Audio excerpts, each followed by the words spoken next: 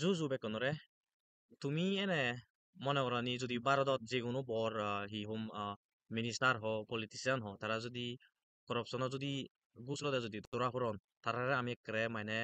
death sentence দেনা উচিত নাহি মনে করনি মানে একেবারে তারে ফাঁসি দেনা তারারে সেনকে তুমি মনে করনি সিঙ্গুরি একান ঘটনা মানে গেলে মাচত 29 তারিখত 29 সেপ্টেম্বরত চায়নাত ওইয়ে sot মানে hi oye motores kira no de angor eco Chinese agriculture minister jibena 2007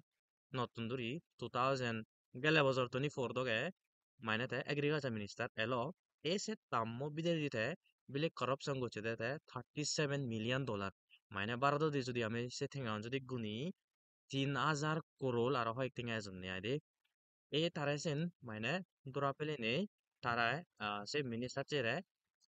life sentence দন্নে মাইনে করে তারা ফাঁসি দিবাতে অর্ডার দন্নে কিন্তু সো দেখান কন্ডিশন দন সে কন্ডিশন আনলে মালে সত মু তোমার আর কুলা দেখা ngor সো তাকে দলে হি সেন্টেন্স সিবে না আনলে মালে যে এগ্রিকালচার মিনিস্টার বনা আনলে মালে হলে দে হান রেন জাঙ্গাই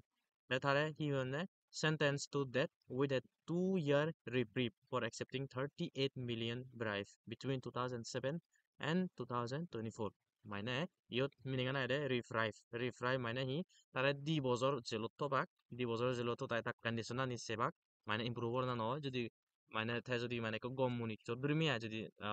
ওই হয়েছেন যদি সাইন দেয় তারা সবকে মাপ দিবা চান্স আগে দেয় দে চান্স আগে দেয় একারে দিবা কেসে নয় চান্স আগে তাই যদি সে 2 বছরের পরে যদি হুচু যদি ন দেখুন তারা একারে মানে আছে দিবা কে আয় সে চাইনিজ মিনিস্টার বলে আয় ইজো গুরিবা দিয়ে আয় বা বেমামলক সোমবাই কো এগ্রিকালচার মিনিস্টার মানে মনে রাখে তুমি নরেন্দ্র মোদী লগে একো মানুষ বিলে বজে যাবে না এগ্রিকালচার মিনিস্টার আমার আগে কোনো তে থার বিলে ফাঁসি হই এগেলা বছর তো তার সামনে তুমি